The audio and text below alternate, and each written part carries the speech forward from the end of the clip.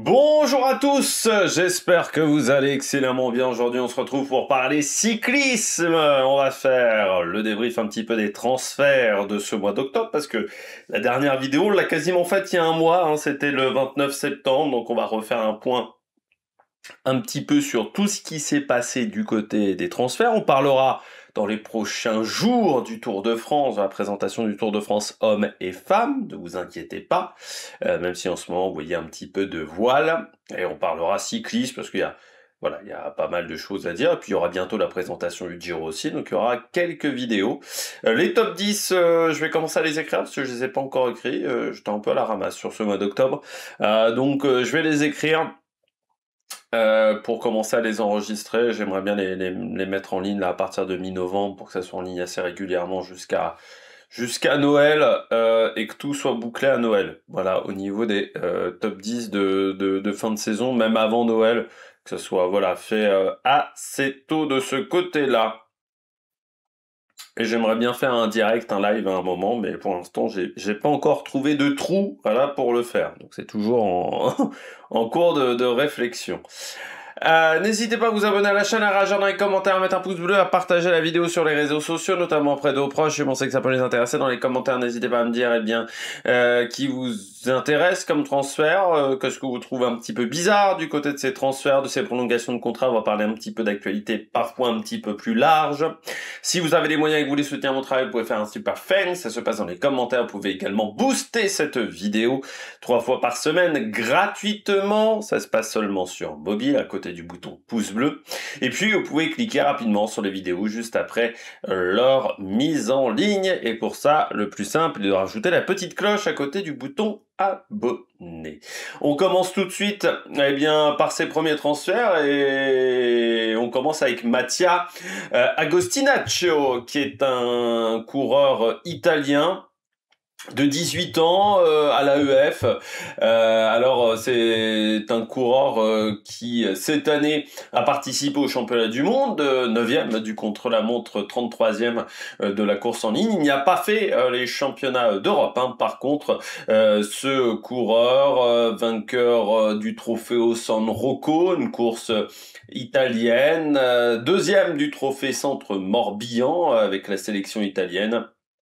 4e d'une étape également de la course de la paix junior, 18e de la Heroica junior, aussi du côté de son palmarès. Voilà, donc quelques victoires en Italie, ça fait partie des jeunes coureurs italiens prometteurs en ce moment. Voilà, de cette génération, 18-19 ans. De cette génération, on va dire, junior, ou qui sort des juniors. Donc on va voir ce que ça va donner du côté de Mattia Agostinaccio, donc qui sera chez EF, contrat de 2 ans, hein, 2026-2027 pour ce coureur. Owen Doul également qui rejoint la Visma en partance de l'AEF. Contrat là aussi de 2 ans pour Owen Doul, on peut dire un équipier un peu à tout faire, voilà, pour le coureur britannique. Et puis la Tudor qui prolonge de coureur, Michael Storer qui se sent bien chez Tudor et qui prolonge jusqu'en 2028. Et puis jusqu'en 2029 pour Michael Zillard du côté de la Tudor. C'est vrai qu'il a fait une belle saison. Le néerlandais, ça a presque été le seul rayon de soleil, on va dire, du pôle sprint de cette formation. Donc Michael Zillard et Michael Zillard et Michael Storer qui donc prolonge chez Tudor. La surprise du chef, on en avait déjà parlé sur une autre vidéo, mais on va en reparler là. Kyle Utebrooks qui rejoint donc la Movistar, contrat jusqu'en 2029, donc contrat de 4 ans à la Movistar pour Kyle Utebrooks, qui est un peu la bougeotte hein, quand même, Red Bull, Visma, Movistar, pour le coureur belge. Alors, c'est très surprenant quand même la manière dont il part de la Visma, parce que on avait quand même l'impression que cette année, on lui laissait le temps de revenir à son meilleur niveau, et pourquoi pas le remettre sur des grosses courses en 2026.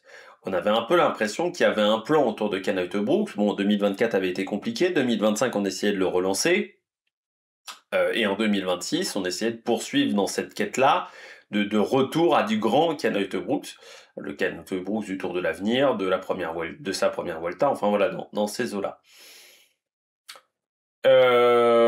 Et en gros, du côté de Visma Leasebike, on nous a dit qu'il part parce que, en gros, l'équipe ne pouvait pas lui offrir un poste à l'étendue de son talent. Car en gros, il y avait un peu trop de monde pour que Ken Uijtdebroeks soit leader chez Visma Leasebike.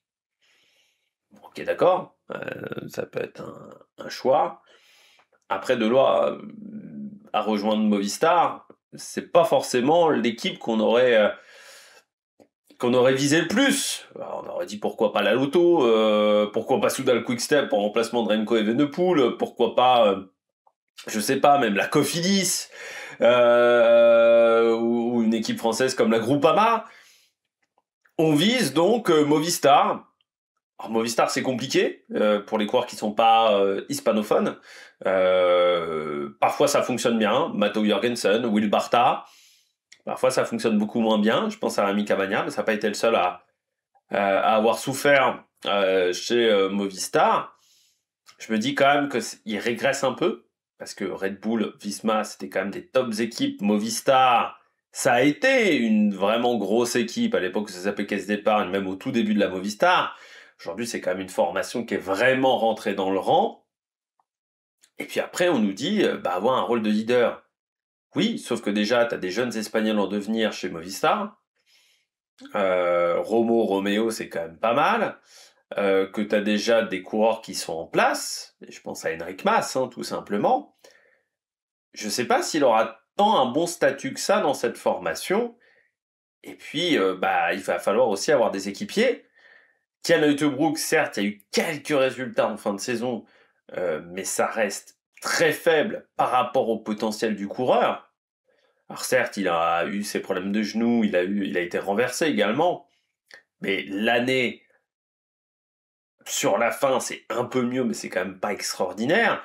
Je me dis aujourd'hui, Ken Uijtdebroeks, est-ce qu'il aura vraiment un statut de leader chez Movistar? Je suis pas convaincu, et pour Movistar, c'est quand même une prise de risque. C'est quand même une prise de risque pour Movistar, alors soit il peut retrouver un super niveau super, soit il retrouve jamais son niveau. Ken Uijtdebroeks maintenant, soit il peut aussi maintenant plus du tout retrouver son niveau, Ken Uijtdebroeks. Faut avoir ça en tête. Mais pour une équipe comme Movistar, qui peut-être dans 3 ans sera limite au niveau des points UCI, parce que ça va peut-être pas jouer à grand chose pour la Movistar, il y aura pas tant de marge que ça du côté de l'équipe espagnole, je pense. C'est peut-être pas l'idée du siècle quand même de prendre des gros risques à ce point-là, et je pense que Ken Uijtdebroeks aujourd'hui, c'est une grosse prise de risque. Je me dis que si Ken Uijtdebroeks, on a pris Ken Uijtdebroeks, on avait peut-être l'argent, pourquoi pas, de prendre d'autres coureurs, notamment espagnols, qui étaient chez UAE, si vous voyez ce que je veux dire, et qui ont rejoint la Lidl Trek.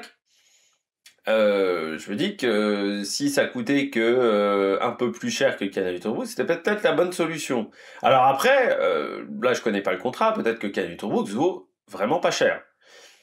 Mais peut-être que non. Et là, dans ce cas-là, je trouve que c'est un peu une prise de risque de recruter Ken Uijtdebroeks. Bon, on verra. Pour lui, bon, l'avantage c'est qu'il reste en World Tour. Mais il va falloir quand même retrouver des jambes dans les semaines à venir. Des retraités, notamment Anthony Perez, qui a pris sa retraite. Anthony Perez, coureur qui, je pense, a bien... En fait, il a su servir de ses capacités.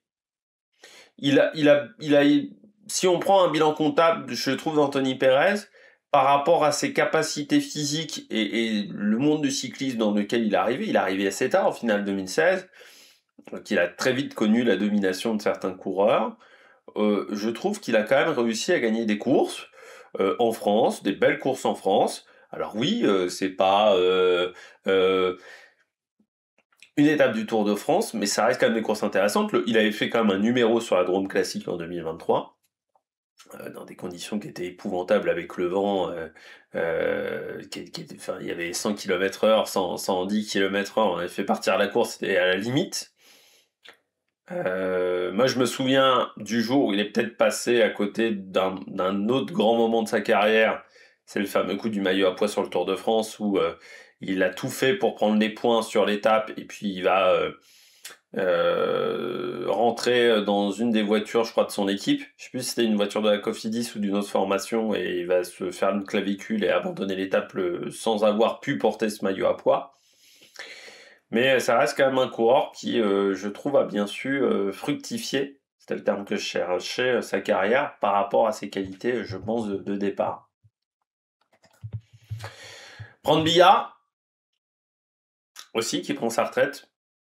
Je pensais qu'il avait plus de victoires que ça, Brandbiya. Quand j'ai eu 6 victoires, je pensais qu'il en avait beaucoup plus parce que j'avais le souvenir, moi, d'un coureur qui était assez filou et qui savait. Je me souviens notamment du Tour du Var, à l'époque ça s'appelait Tour du Haut-Var encore, et des Alpes-Maritimes, où il avait su remporter une étape comme ça en étant très filou, Brambilla.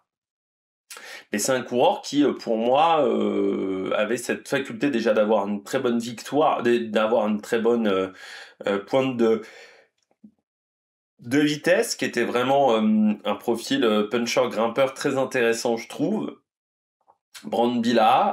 Après, sur les très très grosses épreuves, voilà, à part sur les très très grandes classiques, ça n'a pas forcément marché pour lui. Alors, il était très bon sur des pro-séries, sur des 1.1, sur des... Mais au niveau au-dessus, j'irai voir le tour, il n'y a peut-être pas forcément eu tant de grands résultats que ça sur les classiques d'un jour. Par contre, il a quand même été performant sur les grands tours. Alors sur le Tour de France, il n'a pas gagné, mais il l'a très peu fait le Tour de France. Il a souvent fait le Giro, la Vuelta, et puis troisième d'Estrade également, du côté de Gianluca Brambilla, qui a passé beaucoup de temps chez Quick-Step. Et puis ensuite, notamment, il a fini chez Q36, où il avait plus un rôle de capitaine de route ces derniers temps, Gianluca Brambilla. Mais là aussi, belle carrière pour ce coureur. C'est peut-être pas forcément des coureurs qu'on retiendra, mais belle carrière. On continue avec des recrutements. Gregor Mühlberger, qui passe chez Decathlon. Là, intéressant pour le pôle montagne, peut-être sous les conseils de Félix Gall. Mais ça va être intéressant à la fois pour Félix Gall et pour Mathieu Recitello, parce que Mühlberger, c'est quand même un très bon coureur qui est capable de faire des top 20 sur des grands tours. Donc forcément, l'avoir en équipier, c'est très intéressant. Arrivée d'Antoine Berger, coureur qui était chez les amateurs du côté de Saint-Michel-Aubert, de Saint-Michel, pardon, préférence Homme-Aubert 93. Il était dans l'équipe de Dijon, l'une des meilleures équipes, je dirais, de D1 aujourd'hui Dijon, notamment il y a eu Geoffrey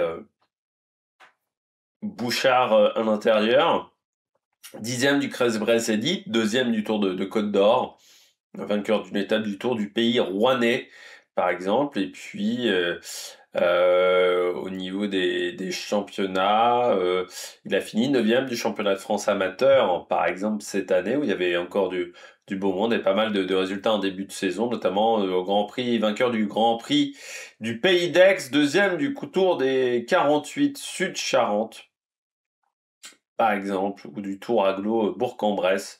Donc voilà, un coureur qui a bien traîné sa bosse du côté des courses amateurs, parce qu'il avait commencé à Cholet, puis ensuite il a rejoint Dijon, arrivé chez les pros tardives à 26 ans.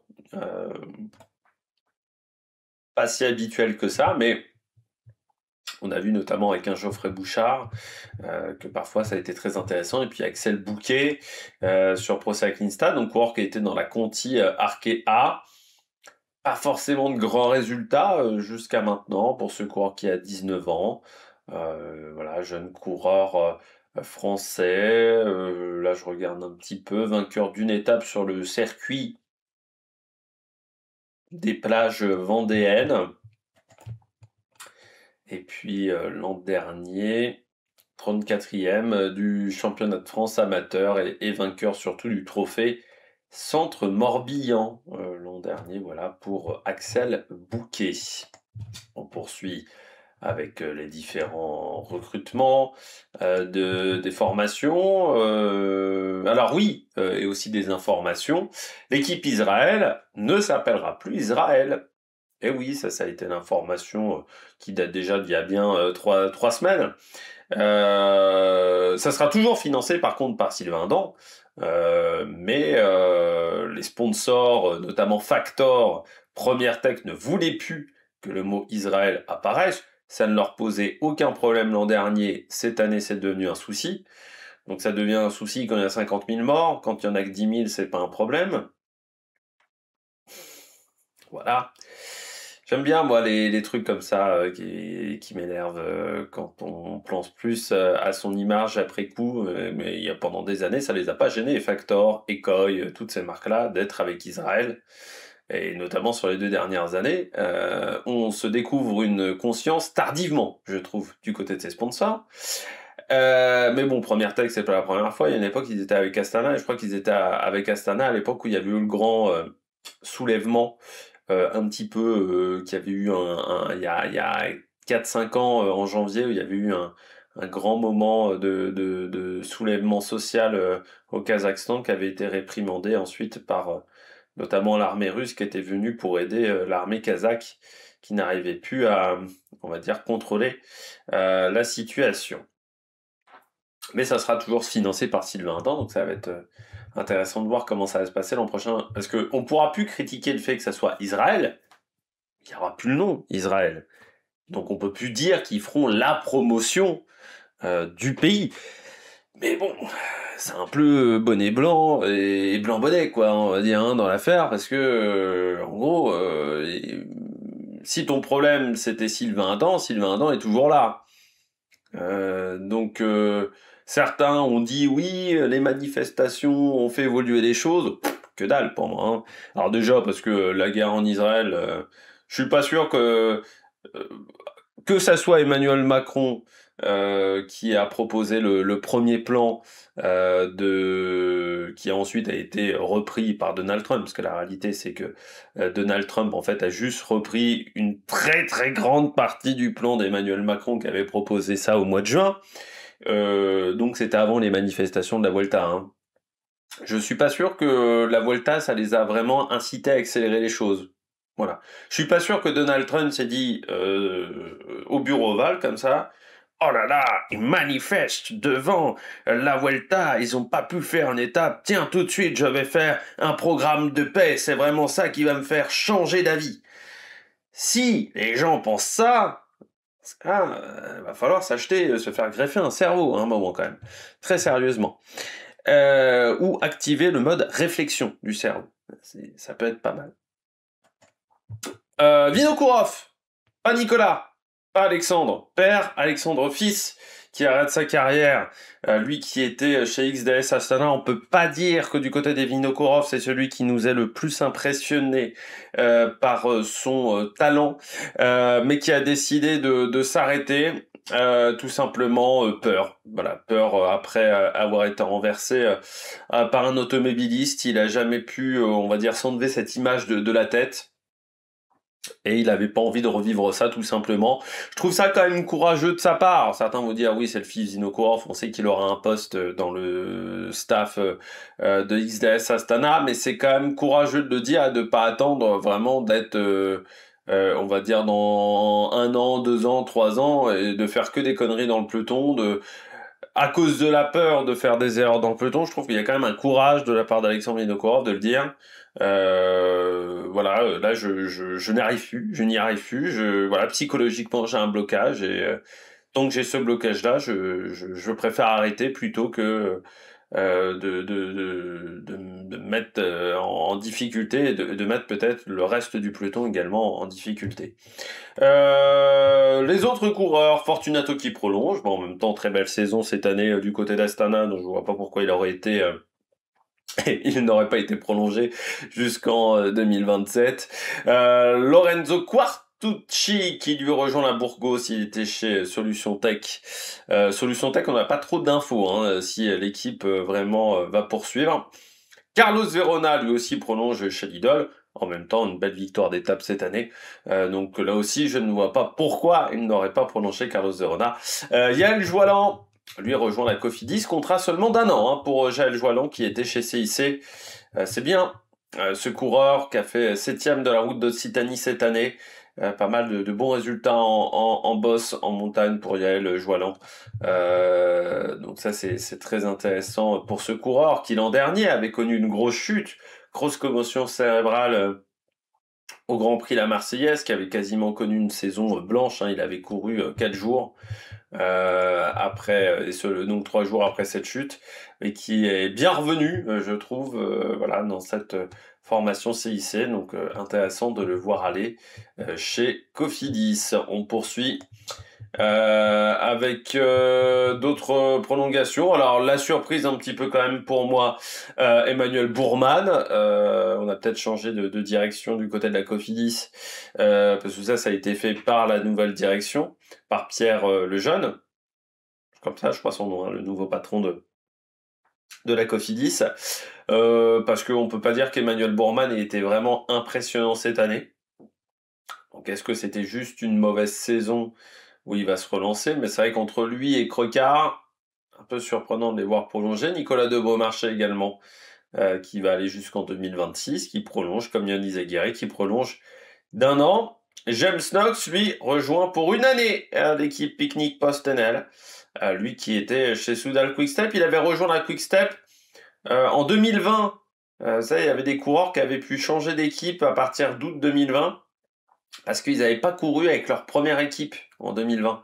Et je crois que James Knox, comme comme Masnada, pardon, à ce moment-là, avait pu rejoindre la Soudal Quick-Step. Il y avait pas mal de coureurs qui avaient changé un peu d'équipe en août très facilement comme cela. Et puis Dylan Corkery qui rejoint la Picnic après avoir passé un petit temps chez Saint-Michel.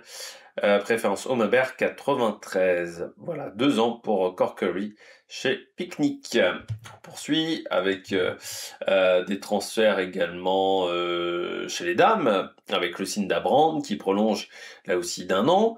On savait pas trop si elle allait continuer Lucinda Brand, mais elle prolonge jusqu'en 2026. Paulina Royakers, elle rejoint pour 2 ans l'équipe UAE Team ADQ. Elle quitte la Phoenix. Un peu de changement hein, du côté de Phoenix de Koninck. Il y a aussi une Christina Schoenberger, par exemple, qui n'a toujours pas de contrat, qui était dans cette formation. Royakers, là, c'est un renfort de points hein, du côté de la UAE, qui va avoir un sacré Dream Team également chez les dames en montagne. Hein. Il n'y aura pas que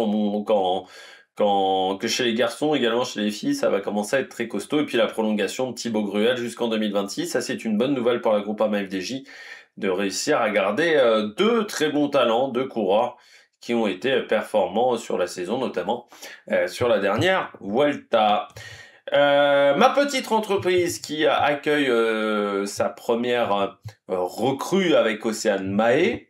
Océane Mahé donc qui rejoint ce projet Ma Petite Entreprise, hein, parrainé notamment par Vincent Lavenu, équipe qui est financée par énormément en fait de petites entreprises.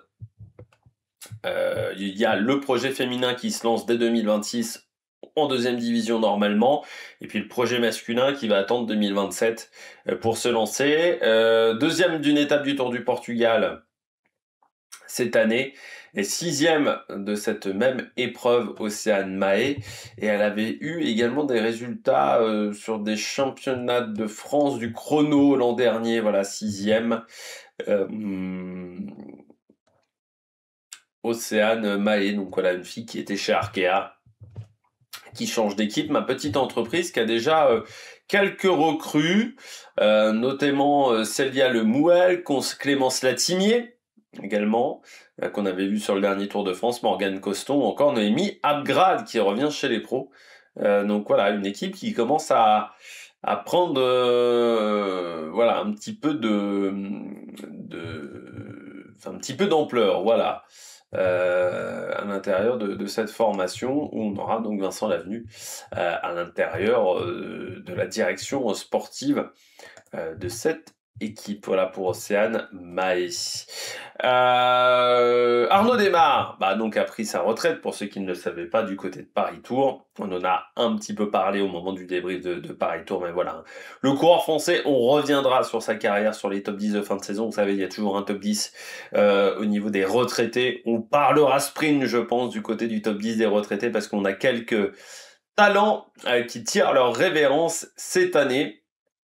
Et des coureurs notamment qui avaient de nombreuses victoires. Et Arnaud Démare qui, on en avait parlé un petit peu la dernière fois, mais qui n'avait pas de contrat pour l'an prochain, et j'avais dit, bon bah soit il décide d'être équipier, et il arrive à trouver un poste en Volta en étant équipier, mais en baissant largement son salaire, soit il fallait qu'Arkea redémarre, mais il y avait même très peu de chances que ça arrive, et sinon c'était d'aller en Continental avec un statut de leader, mais avec la situation du Continental où bah, en termes de staff, c'est souvent quand même d'un peu moins bonne qualité.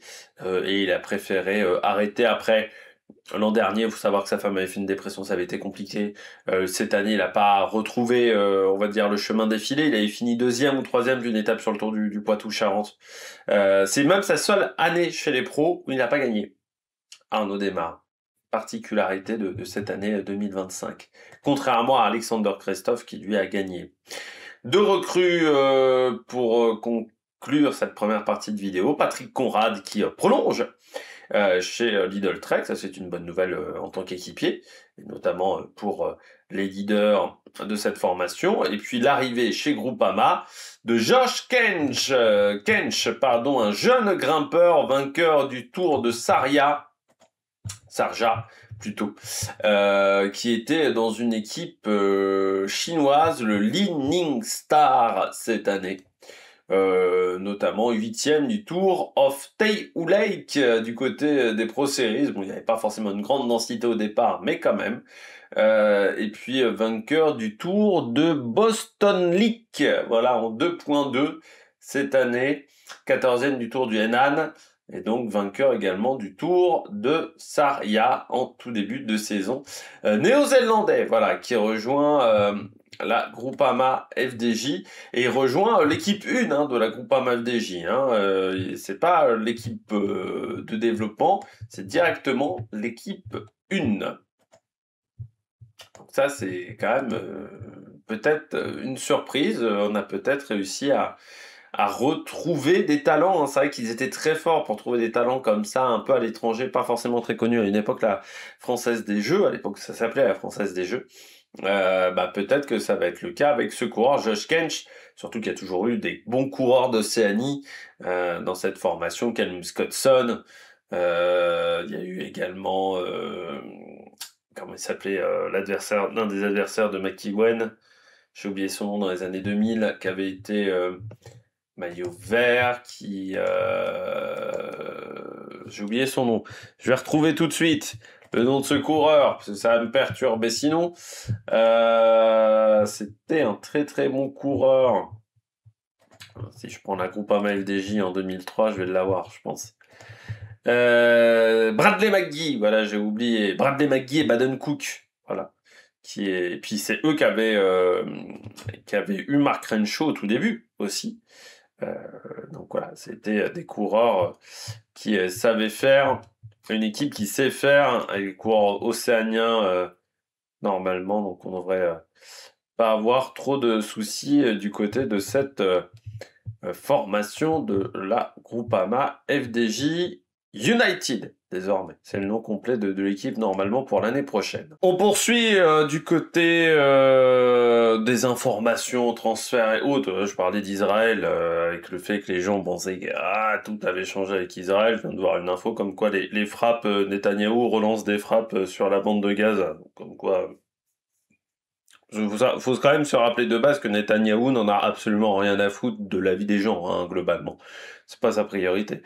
Quand on est à ce niveau-là, c'est plus ta priorité. Bon, on passe à Deredji, lui aussi qui s'est découvert une conscience tardive, quand même, Deredji. Alors, moi je vous avais dit, bon, Deredji, en gros, il se barre, c'est parce qu'il n'est pas assez payé. Et il a fait un communiqué.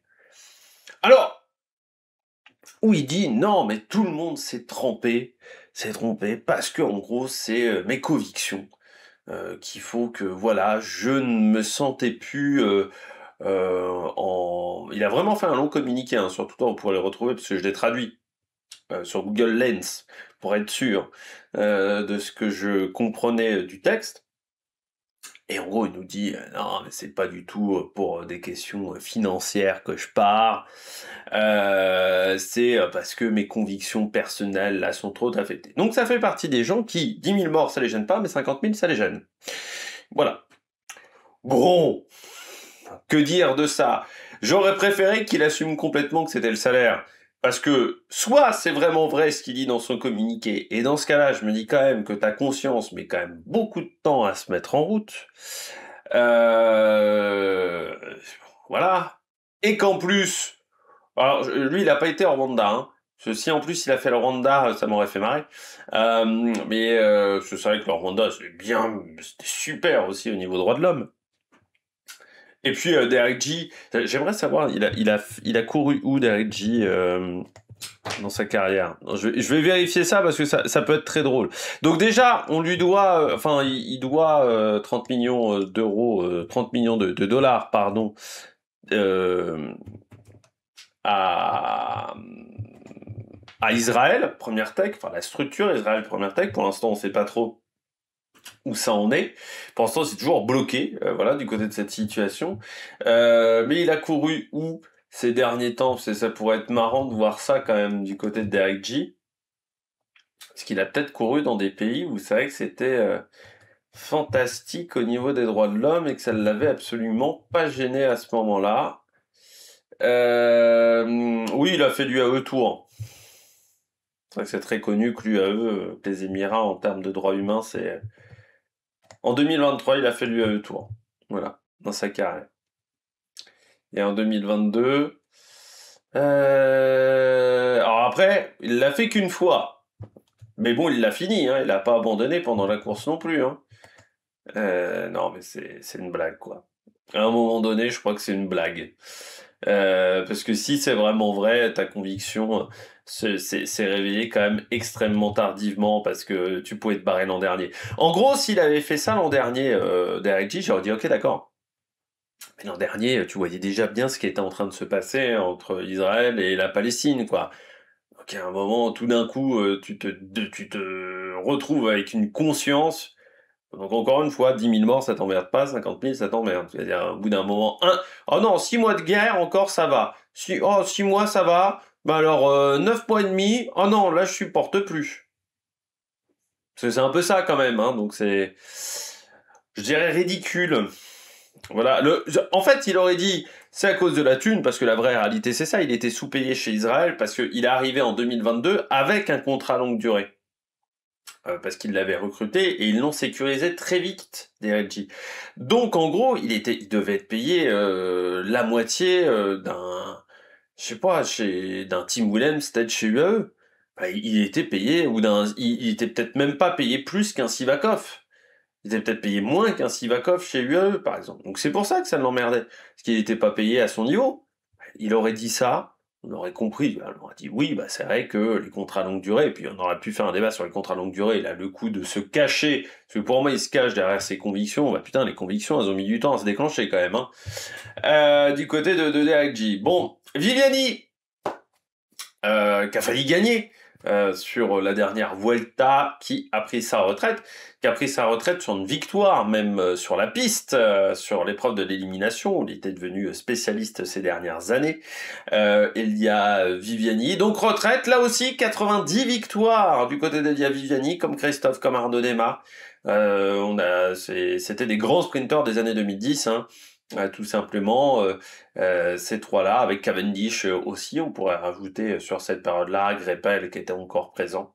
C'est une génération quand même qui s'arrête du côté des sprinteurs, et donc il y a Viviani qui a pris sa retraite et qui a terminé sur une victoire, ce qui est quand même pas anodin pour ce coureur, et qui a failli gagner, hein. On rappelle sur la dernière Vuelta, c'était joué à pas grand-chose. Voilà, du côté de Viviani, on s'est un petit peu raté. Kevin Vauquelin qui rejoint Ineos Grenadier, contrat de 3 ans, ça c'est un petit peu un secret de Polichinelle, même si le contrat mettait du temps à être finalisé. Alors, on avait un doute sur le fait que ça soit pas l'affaire de dopage du côté d'Ineos avec ce médecin qui était appliqué également dans l'affaire Aderlas et qui a travaillé pour Ineos qui était le problème. Après, on s'est dit, bon, ça fait quand même beaucoup de temps à arriver, donc est-ce que Kevin Vauquelin va pas signer dans une autre formation? Puis en réalité, en fait, il avait signé dès avril-mai, mais en gros, je crois que l'idée, c'était surtout d'essayer de pas le dire pour que Arkea puisse trouver un repreneur. Je pense qu'il y a eu un deal avec la direction d'Arkea en disant j'annonce pas que je suis transféré. Et puis bon, bah là on s'est aperçu quand même que il l'a annoncé, je crois, vers le 15-16 octobre parce qu'il y avait plus vraiment de possibilité de retrouver un repreneur pour Arkea. Donc là il y avait plus vraiment de soucis de ce côté-là. Du côté de Kevin Vauquelin, parce qu'il le disait, les coureurs d'Ineos le savaient déjà. Donc en fait, c'était vraiment un secret de polichinelle dans le peloton que Kevin Vauquelin allait rejoindre cette équipe. On poursuit avec pas mal de prolongations chez Israël. Bah oui, hein, on ne peut pas vraiment recruter de nouveaux coureurs, parce qu'il y a beaucoup de coureurs qui ne veulent pas aller chez Israël, même si on devrait avoir un sprinter érythréen qui devrait rejoindre cette formation.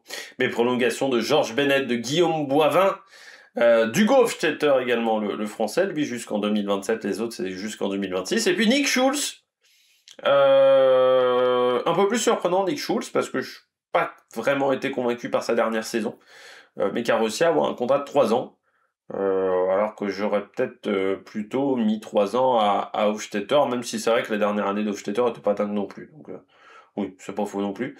Bennett, ça fera quand même un contrat jusqu'à 36-37 pour Boivin. Donc ça reste un peu une maison de retraite quand même, Israël. Surtout qu'ils perdent Chitello. Donc ça, ils ont du mal à rajeunir l'effectif quand même, hein, du côté de cette formation. Rémi Rochas, lui, prolonge d'un an chez Groupama.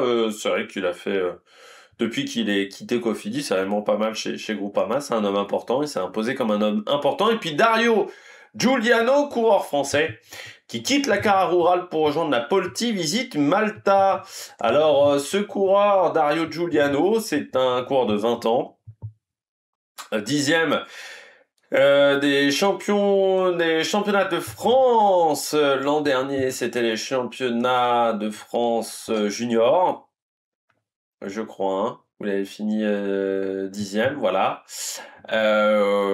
Il avait également remporté une étape sur le Tour de la Comunidad de Madrid, qui est une épreuve amateur. Et puis cette année, en termes de résultats pour ce coureur, 3e du Tour de Galice, 4e du Tour de Castille, la Mancha, et puis vainqueur du Tour, enfin de la Vuelta et Castello, et 9e du Tour de Navarre. Donc voilà, il y a eu pas mal de résultats sur le calendrier espagnol pour ce coureur, donc qui rejoint la Polti Visite Malta.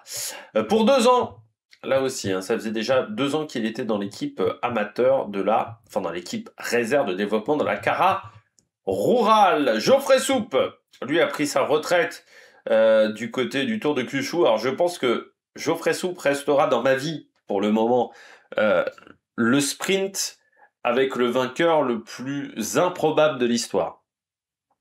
Ce qu'a fait Geoffrey Soupe sur la Vuelta, c'est déjà il y a 2023, hein.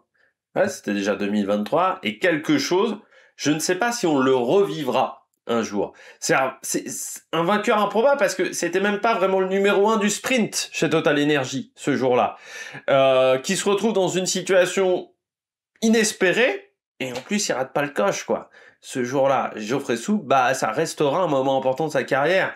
Mais cette image, voilà, de Geoffrey Soupe qui passe la ligne, je me dis, mais qu'est-ce qu'il a fait?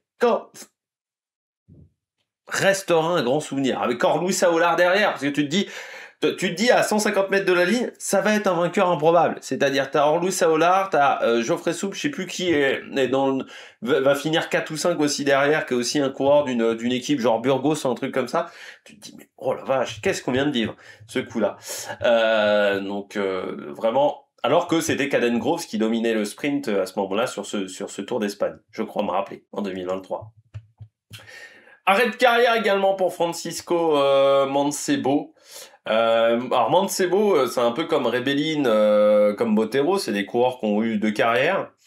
Une carrière jusqu'à une affaire de dopage.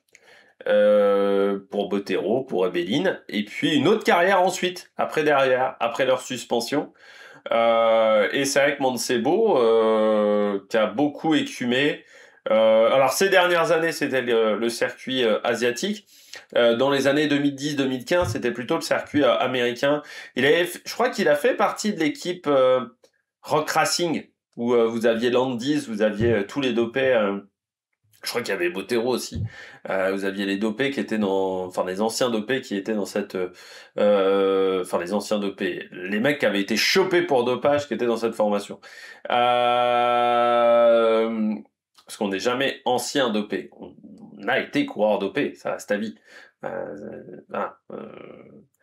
On a été braqueur. On n'est pas ancien braqueur, on a été braqueur, hein, dans l'idée. Le mec dit, vous avez été pris pour braquage, vous avez été pris pour braquage. Donc vous êtes braqueur. Un ancien braqueur, pour moi, il y a un petit souci au niveau phrasé. Mais voilà, 28 ans de carrière quand même, Mancebo, parce que c'est vrai que moi, je l'ai connu coureur quand j'étais tout jeune. Et il a arrêté donc aujourd'hui, enfin il y a quelques jours désormais du côté de Francisco. Mancebo.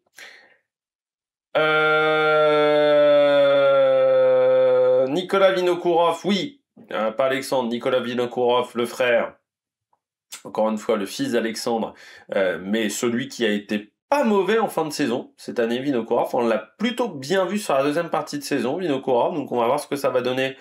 Toujours CXS Astana, contrat de 2 ans. Mavi Garcia qui retourne chez UAE. Parce qu'elle avait été chez UAE, elle a même été dans l'ancêtre de UAE, BTC Ljubljana, chez les dames, elle qui a remporté une victoire d'étape sur le Tour de France, et puis Milan de Custer qui passe de l'équipe Espoir Lotto, parce que ça c'est vrai que ça va être un problème, on parle beaucoup de la fusion Lotto Intermarché, qui dit fusion dit une seule réserve. Plus 2, comme aujourd'hui. Donc certes, les équipes 1 fusionnent, les équipes 2 fusionnent aussi. Ce qui va être un problème pour certains jeunes coureurs. Et donc Milan de Custer rejoint l'équipe U23 de la Picnic. Et rejoindra surtout l'équipe World Tour en 2027. Alors Milan de Custer, c'est un coureur... il aura même un contrat jusqu'en 2028 normalement chez Picnic PostNL. C'est un 4e des boucles de l'Artois, vainqueur de la Dopenomloop Ruffen cette année, 6e des championnats de Belgique du chrono chez les jeunes. Également 9e d'une étape du Tour d'Istanbul. Voilà, dans ces résultats du côté de ce coureur. Donc on verra ce que ça va donner. Voilà.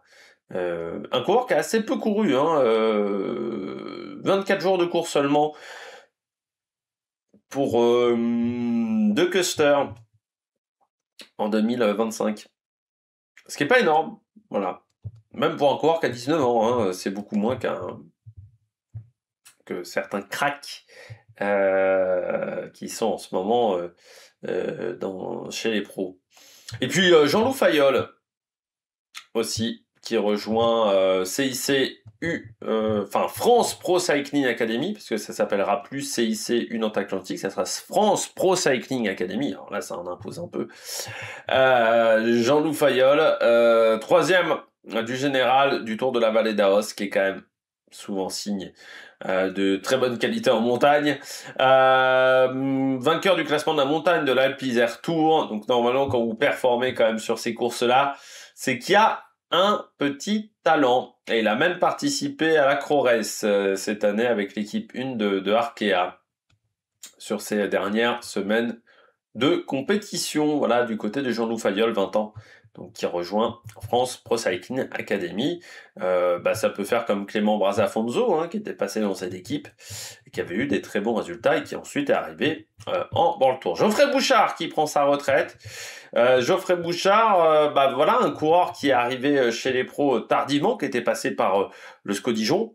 Et puis Geoffrey Bouchard, qui est resté 7 ans chez Decathlon, qui n'avait pas de contrat pour l'année prochaine. Et puis ça c'est le problème aussi quand vous arrivez tard chez les pros, c'est que très vite vous arrivez à 33-34 ans, à des âges où pour récupérer des contrats ça peut être compliqué. Je pense que s'il avait voulu, il aurait pu trouver une place dans une équipe continentale, ou c'est peut-être qu'il n'avait pas envie d'aller en continental lui non plus. du côté de Geoffrey Bouchard. On poursuit avec encore des changements de formation. Matteo Sobrero qui rejoint la Lidl Trek, qui se renforce, je dirais quand même, avec l'arrivée de Matteo Sobrero. Lui qui était chez Red Bull, Bora Hansgrohe. Ça fait déjà pas mal de bonnes équipes dans lesquelles passe le coureur italien. Jarad Drisner, qui fait partie des victimes de la fusion Intermarché Lotto, qui a toujours pas été annoncé officiellement, mais ça se rapproche quand même de plus en plus, et qui rejoint la Red Bull Bora Hansgrohe, quant à lui. Et puis Thomas Pesanti, qui était dans l'équipe de développement de la Soudal Quick-Step et qui rejoint la Polti. J'étais assez surpris qu'il monte pas dans l'équipe 1 de la Quick-Step. Parce qu'au départ, c'était prévu. Mais ça a changé, voilà, d'avis du côté de Thomas Pesanti. Donc assez surpris et qu'il rejoint la Polti Visite Malta, contrat d'1 an. C'est un coureur qui avait fini 3e du Tour de Longawi chez JCL Team ce qui lui avait permis de rejoindre la Soudal Quick-Step. Voilà, donc du côté de Thomas Pesanti, donc qui rejoint désormais la Polti Visite Malta. C'est vrai que chez Soudal Quick-Step, 3e quand même des championnats d'Italie cette année, 4e de l'Alpe Isère Tour parmi les résultats, mais peut-être qu'on en attendait mieux. Voilà, tout simplement de ce coureur que j'avais vu. Voilà, 4e, je me souvenais d'où je l'avais vu. C'est à Grande Camino que je l'avais vu. Je n'avais pas débriefé la course, mais je l'avais vu à Grande Camino après coup. Et sur le circuit des Ardennes aussi, vous l'avez été performant. Je me souviens, j'avais vu quelque part Thomas Pesanti. On poursuit avec d'autres coureurs qui prolongent. C'est le cas d'Aaron Gate jusqu'en 2027 chez Astana. Matteo Malucelli également, le sprinter italien qui prolonge également jusqu'en 2027. Warren Barguil, là aussi chez Picnic Postnel. Je pense qu'il arrêtera sa carrière chez Picnic Postnel jusqu'en 2027. Chris Hamilton en 2028 dans cette même formation. Et Gisèle Reise en 2027, là aussi, et Tim Nabernal. Lui, ça sera 2027. Et Alessandro Pinarello qui rejoint Israël, coureur italien prometteur qui est chez Bardiani. Et je pense qu'il n'y avait pas 150 coureurs qui se bagarraient pour aller chez Israël, donc ça va peut-être faciliter son arrivée. Coureur qui a fini 15e du Giro del Veneto, notamment en fin de saison, 6e du Giro della Romagna, ou encore 4e du Giro della Toscana, par exemple. En termes de résultats, pour ce jeune coureur italien, 19e de l'UAE Tour également. Voilà, pour Alessandro Pinarello. On poursuit avec Alexander Kamp qui retourne, non, parce qu'il va au pays, tout simplement. Lui qui était passé à la Tudor et à Intermarché, on peut pas dire que la dernière saison à la Tudor est incroyable, on peut pas dire que le passage chez Intermarché est incroyable, donc on verra s'il arrivera à se relancer chez Uno X. Christian Rodriguez, lui qui était chez Arkea, comme l'équipe a décidé de s'arrêter. Enfin, a décidé, ça n'a pas été un choix de leur part, mais n'a pas retrouvé de sponsor. Eh bien, il rejoint l'équipe XDS Astana. Plutôt une bonne recrue pour XDS Astana. C'est un coureur qui peut, je pense, très bien aller dans cet effectif. Et puis, Tosh van der Sande, qui a décidé de prendre sa retraite. Il a même fait une longue interview dans les médias belges. Tosh van der Sande disait que le cyclisme actuel ne lui plaisait plus. Que c'était un sport, on va dire aujourd'hui, qui demandait beaucoup plus de sacrifices que quand il a démarré et qu'en gros il n'avait plus forcément beaucoup de satisfaction à le faire, à faire son métier. Et puis prolongation pour Mathieu Burgodeau d'1 an. Je rappelle que Total Energy de toute manière ne sponsorise l'équipe vendéenne que pour 2026. Ensuite, il faudra retrouver un sponsor du côté de Jean-René Bernaudot. Et puis Louis Roulant, qui prolonge, qui a un contrat jusqu'en 2028 chez Cofidis. Bonne recrue, pour Cofidis. Quoi intéressant, notamment pour des manches de Coupe de France. Ça peut être pas mal, Louis Roulant, je pense. Parmi les coureurs qui prolongent ou qui changent d'équipe, eh bien, on a bien entendu les Arkea, qui changent de formation. Simon Gugelmi, qui rejoint Saint-Michel, préférence Home Aubert 93. Je vais y arriver une fois à dire le nom d'équipe dans le bon ordre. pour un contrat d'1 an. Hein. L'idée est de se montrer, comme Lorenz Heusch chez Nice Métropole. L'idée, ça va être de se montrer et de réussir à faire comme Alexandre Delette. Sauf que fin 2026, Total Energy, on ne sait pas si ça va poursuivre. Donc, ça va peut-être pas être si facile que ça. De revenir en 2027 dans des équipes d'un meilleur standing, mais il ne faudra pas oublier l'équipe de Vincent Lavenu, par exemple. Et puis si on fait vraiment une très très bonne saison sur les Coupes de France, Decathlon, ça peut être également une bonne option. Ryan Mullen, lui, rejoint Israël. C'est l'une des rares recrues d'Israël qui a mis du temps à se lancer sur le marché des transferts. Contrat jusqu'en 2027 pour le coureur irlandais. Et puis Dilixin Miermont, là aussi, la Serratizide s'arrête. Il fallait trouver une porte de sortie pour la Française qui rejoint la Picnic Postenel. Qui a perdu pas mal de concurrentes à Picnic Postenel, donc il y aura peut-être des possibilités pour Dilixin Miermont pour avoir un rôle important. Alors on rappelle qu'elle est finie deuxième d'une étape cette année derrière Anna Anderson du Giro. Où elles étaient parties en dieu sur le Giro au mois de juillet. Pierre Latour, lui, a décidé de prendre sa retraite. Alors une retraite un petit peu en catimini pour Pierre Latour. Lui qui devait s'arrêter au championnat de France, pas au championnat de France du chrono, au chrono des nations.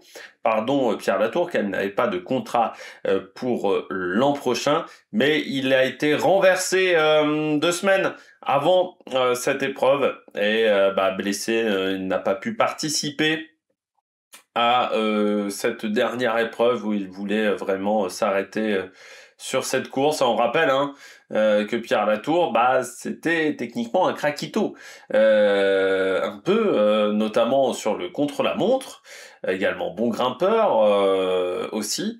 Alors pas forcément le meilleur grimpeur du monde, c'est certes il avait été maillot blanc, mais je crois qu'il est 13e ou 14e du général du Tour de France, l'année où il est maillot blanc. Mais c'est un coureur qui avait vraiment des qualités. Sur le chrono et il y a eu des chutes et à partir de 2020 en gros il a commencé à disparaître Pierre Latour. Alors il y a eu un dernier grand fait d'armes pour moi, c'est le Puy-de-Dôme derrière Michael Woods où il échoue à pas grand chose au final. Et ça a été son dernier fait d'armes, une étape où il y avait quasiment pas de descente. Mais oui, ça a été un gros problème de Pierre Latour, les descentes, et puis pas mal de blessures aussi sur les 2 dernières années. Et puis on sent que le relationnel avec Jean-René Bernaudot, je pense que c'était pas le meilleur non plus ces derniers temps. Parce que je pense que Jean-René Bernaudot avait beaucoup investi sur lui pour tenter de le relancer, sauf que quand ça se relance pas, ensuite derrière il y a eu des mots dans la presse qui n'étaient pas forcément terribles de la part de Jean-René Bernaudot sur Pierre Latour, mais c'est vraiment une fin de carrière triste, parce que sur les 2 dernières années, on l'a quand même assez peu vu sur des grandes épreuves. Et puis en plus voilà, il peut même pas finir en compétition, sa carrière s'arrête sur un entraînement. Je pense c'est peut-être la pire fin de carrière, ça une chute à l'entraînement qui vous arrête votre carrière. Je pense que ça doit être l'un des pires trucs parce que vous pouvez pas choisir votre fin. Nance Peters également qui a décidé de prendre sa retraite. Nance Peters, vainqueur d'une étape sur le Giro, d'une étape sur le Tour de France. Ça aurait été une carrière assez, au niveau de taux de réussite, assez éclair. Ça s'est joué sur 2 ans, quasiment 2-3 ans, Nance Peters. Ensuite, là aussi, des gros problèmes de genoux. Il fait partie de cette génération française quand même qui arrête très jeune, Pierre Latour, Nance Peters. C'est des coureurs qui n'ont pas fait forcément de vieux os, ce qui va peut-être faire réfléchir quand même sur la manière dans le futur de former les jeunes coureurs français, parce qu'on a quand même toute une génération qui arrête assez tôt au final. On a l'impression lessivé, et puis il y a parfois des gros pépins de santé, et Nance Peters ça a été le cas, avec pas mal de soucis de genoux. C'est vrai que ces derniers temps, il était, on va dire, simple équipier. Alors il est arrivé quand même à être un équipier intéressant, mais il était devenu simple équipier, et puis il est arrivé dans une équipe qui il n'y avait pas forcément le même statut à l'époque. Nance Peters, quand il arrive chez AG2R, il y a moins de densité dans l'équipe, donc il a pu avoir une place importante. Il y avait Romain Bardet, mais derrière Romain Bardet, il y avait beaucoup de place. Derrière Romain Bardet et Pierre Latour, c'est vrai qu'aujourd'hui, en plus, il était dans une équipe qui était différente dans sa manière de faire aussi. Donc voilà, il a décidé d'arrêter. 31 ans. Voilà, pour Nance Peters. Parmi les coureurs qui arrivent en World Tour, c'est Aubin Sparfel, mais ça sera en 2027. Il sera dans l'équipe Decathlon réserve Aubin Sparfel, très très bon coureur. Là, on est vraiment sur Génération Paul Sexas, très intéressant. Mats Kanter, qu'on a vu sur le dernier Giro, intéressant là aussi.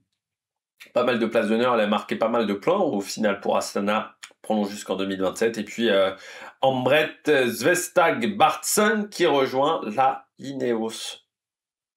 Contrat de 3 ans, contrat longue durée quand même chez Ineos Total Energy pour le Norvégien. C'est avec Martin Ciota, on sait que c'est deux coureurs qui ont du talent de chez Arkea, qui ont été recrutés très jeunes chez Arkea l'an dernier parce qu'il y avait déjà ces soucis de budget. Mais deux coureurs très intéressants. Ciota, je sais pas encore où il va aller. Enfin, je sais plus s'il a trouvé un point de chute, Ciota, mais Vestas Barsen, c'est très intéressant. Petit point sur les équipes avec un changement de nom pour Q36.5 qui s'appellera certainement l'an prochain Pinarello Q36.5 qui ne sera plus fourni en vélo Scott mais en vélo Pinarello. Il faut savoir que Pinarello et Q36.5 c'est la même personne à la tête de ces deux entités, donc ça va peut-être bien faciliter les choses. Et Q36 qui a quand même demandé une licence World Tour comme Cofidis. Même si au niveau sportif, normalement, les critères ne sont pas remplis du côté de ces formations, on y reviendra. On fera un point sur les classements, parce que je devais le faire quand j'étais pas chez moi. J'ai été malade une semaine, donc ça a été compliqué. Mais on fera le point là-dessus, sur les qui est en World Tour, qui n'est pas en World Tour, que ça soit chez les garçons et chez les filles aussi, au niveau des classifications d'équipe. Donc, Q36, ça s'appellera désormais Pinarello Q36.5. L'Auto et Intermarché ont fait une demande en commun de dossier devant l'UCI. Donc normalement, ça voudrait dire fusion, même si pour le moment, on attend toujours, tout simplement, du côté de la formation L'Auto.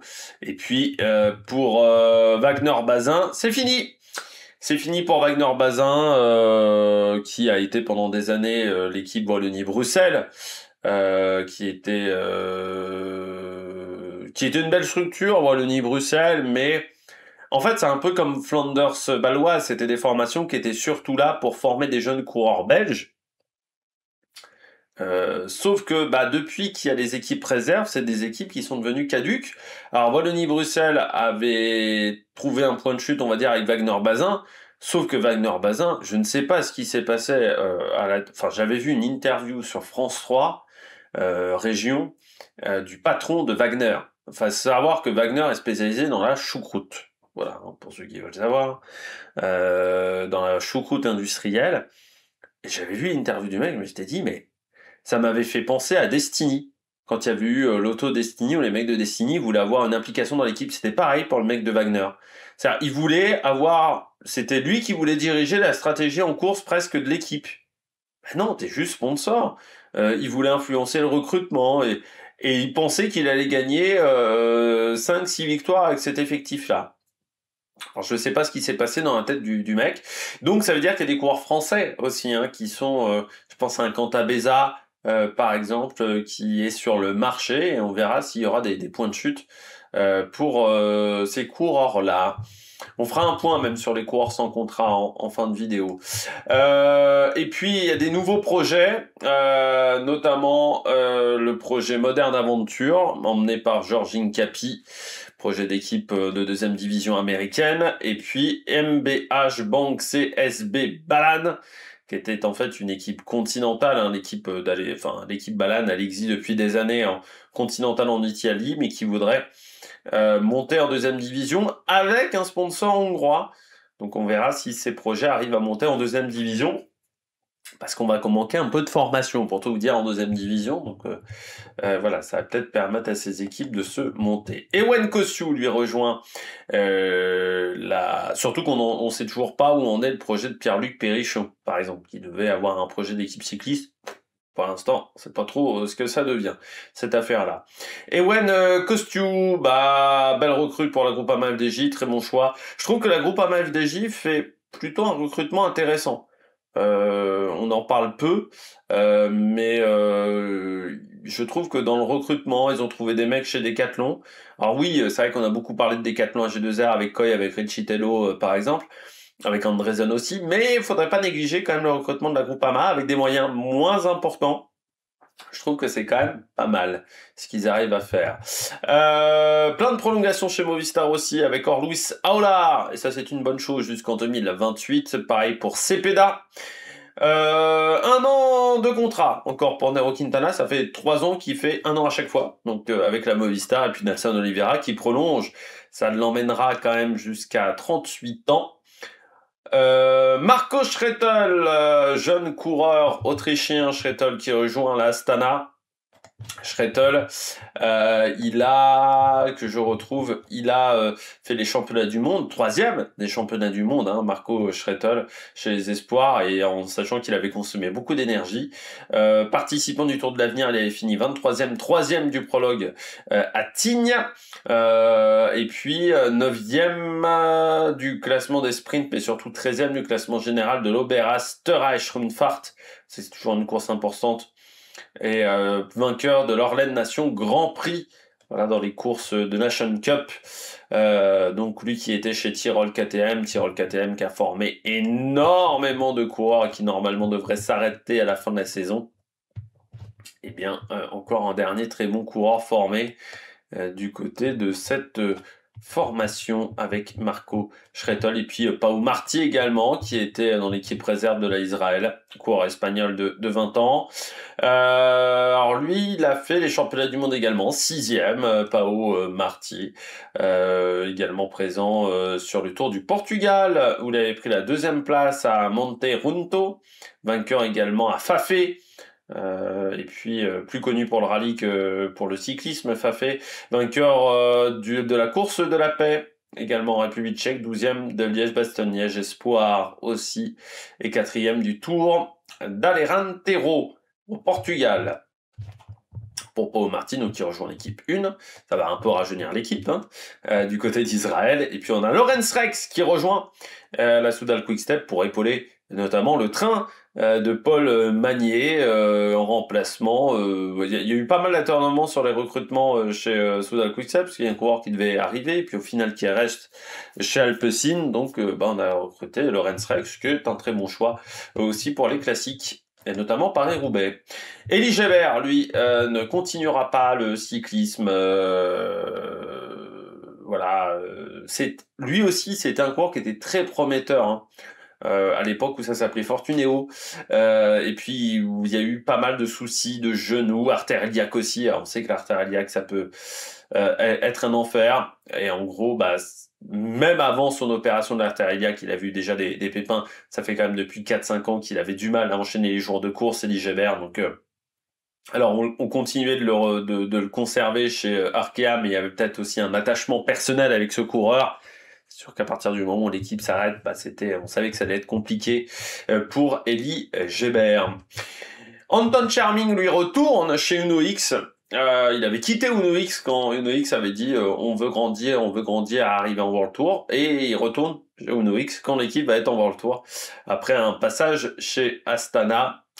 Alison Jackson, ça c'est la grosse recrue de Saint-Michel, préférence Homobert 93 chez les filles, vainqueur de Paris-Roubaix. On rappelle Alison Jackson, qui a toujours une bonne pointe de vitesse et qui donc va rejoindre l'équipe française. Janice Peter, coureur qui va rejoindre l'équipe de Basse-Thiétema, qui ne s'appellera plus Unibet Team Rocket. Ça sera Unibet Rose Rocket. Voilà, Janice Peter, vainqueur d'une étape du Tour du République tchèque et d'une étape de l'Oberösterreich Rundfahrt, coureur prometteur. Et on sait que dans cette formation-là, un Lucas Kubis, on a déjà fait, donc pourquoi pas avec Janice Peters. Et du côté de la Vorarlberg, on a souvent eu des coureurs talentueux dans cette formation.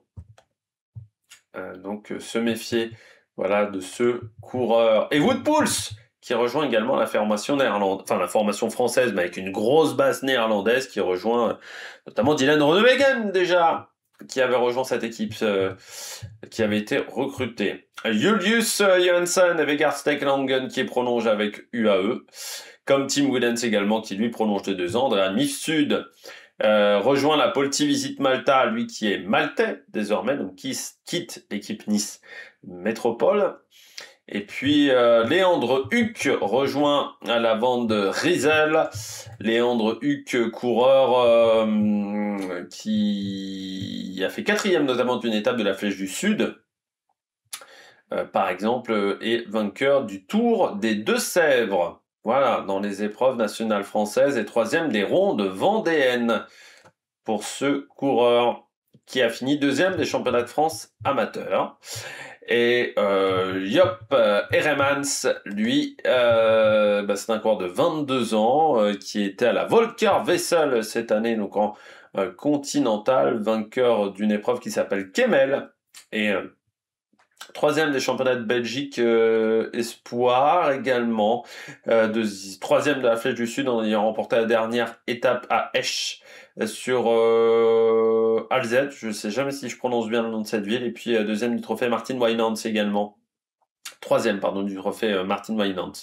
Voilà, du côté de ce coureur. Il n'y a plus aucun chiffre qui sort dans le bon ordre hein, ce soir pour cette vidéo. Et puis, dans les recrutements, Benoît Cosnefroy qui rejoint la UAE, contrat de 2 ans. Alors, il a dit, Benoît Cosnefroy, c'est son agent surtout qui a parlé, qui a dit qu'il avait des propositions d'équipes françaises avec un meilleur salaire et qu'il a décidé de rejoindre UAE, qui voulait rejoindre une équipe à l'étranger et aller voir UAE. Et Gianni, il lui restait une place dans l'équipe, et bien la place est arrivée à Benoît Cosnefroy. Alors Benoît Cosnefroy, c'est un bon coureur. Les 2 dernières années n'ont pas été forcément faciles. Alors, il y a 2 ans, il avait beaucoup gagné, mais sur des épreuves de Coupe de France. En dehors de Coupe de France, il avait eu un peu plus de mal. Cette année, c'est pas forcément le coureur qu'on a le plus vu. Après, chez Decathlon AG2R, niveau puncher, ça a commencé à faire beaucoup. Mais chez UAE, ils en ont aussi énormément. Pogacar, Narvaez, ils ont même recruté Vermark. Et c'est la même interrogation qu'avec Vermark. Je vois pas ce qu'il va apporter à l'équipe. Je vois pas ce qu'il peut apporter à l'équipe. Voilà, Benoît Cosnefroy. Donc c'est, malgré tout le talent qu'il a, je me demande... Tu vois, ça aurait été dans d'autres formations, j'aurais dit chez EF, je sais pas, moi, chez Movistar, j'aurais dit, ok, ouais, il peut peut-être apporter quelque chose.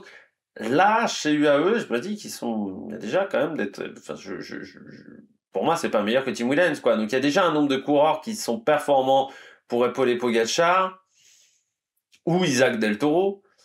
Et on sait qu'en plus, Cosnefroy, les grands tours, c'est quand même pas trop sa came non plus. Donc, c'est quand même plutôt un coureur de course d'un jour, Cosnefroy. Donc, je me dis vraiment ce qu'il va apporter à l'équipe. Ça m'intrigue. Voilà, du côté de Cosnefroy. Maresco, qui prend sa retraite, le spécialiste de la Chine, italien, qui avait failli gagner sur le Giro à plusieurs reprises. Jakub Maresco, à l'époque où il était chez Vini Zabou, comme ça que l'équipe s'appelle, parce qu'elle a tellement changé de nom que des fois on a du mal à s'y retrouver. À l'époque, Maresco, qui avait rejoint également la Alpecin, aussi, mais qui a surtout gagné en Chine. Hein. C'est vrai que ça, c'est... Maresco, c'est 50 victoires, ce qui est quand même énorme pour un coureur qui a jamais eu une popularité exceptionnelle.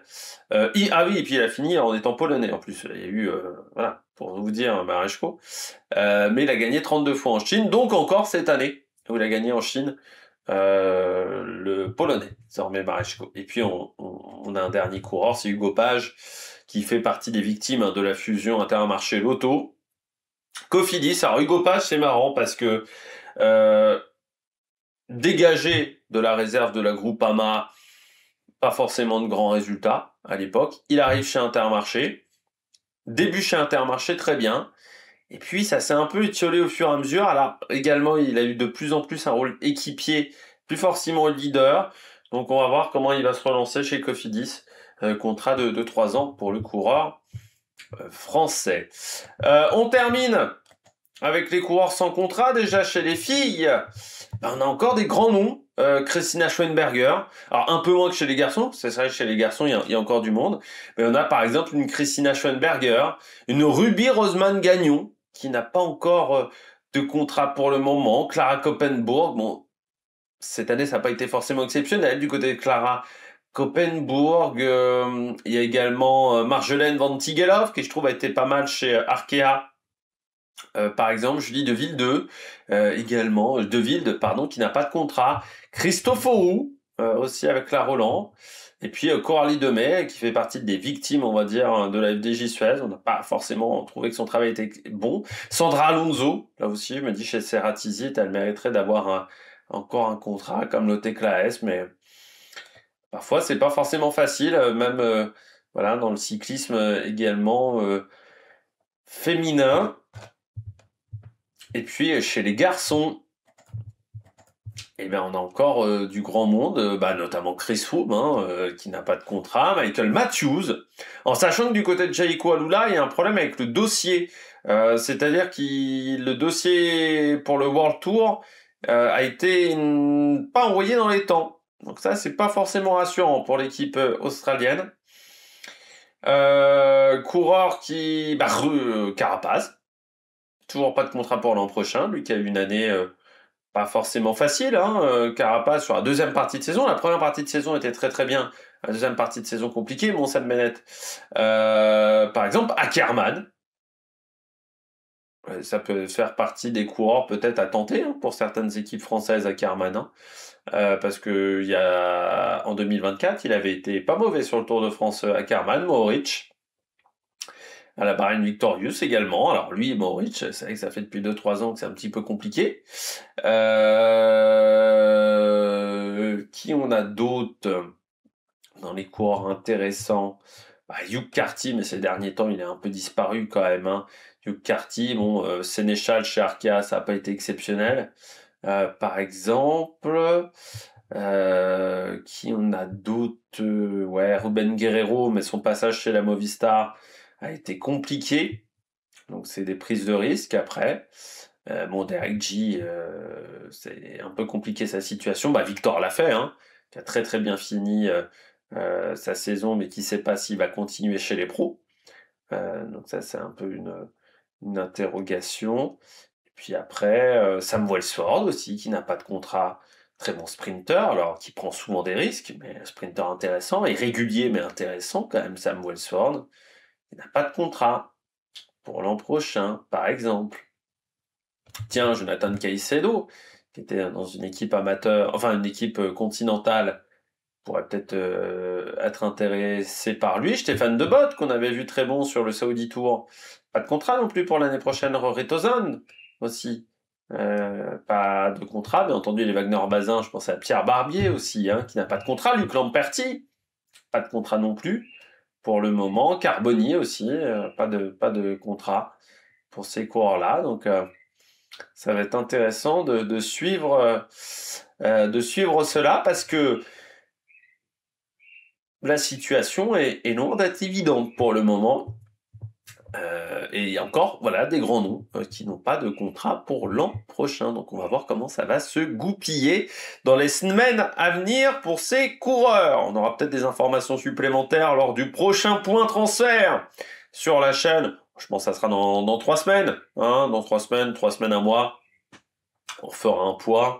Peut-être un petit peu avant, s'il y a vraiment une grosse info qui sort et que je suis disponible à ce moment-là pour les transferts. Bon, j'espère que vous avez aimé cette vidéo. N'hésitez pas à vous abonner à la chaîne, à rajouter dans les commentaires pour mettre un pouce bleu. Et puis nous, on se retrouve pour de nouvelles aventures sur la Production. Ciao, ciao!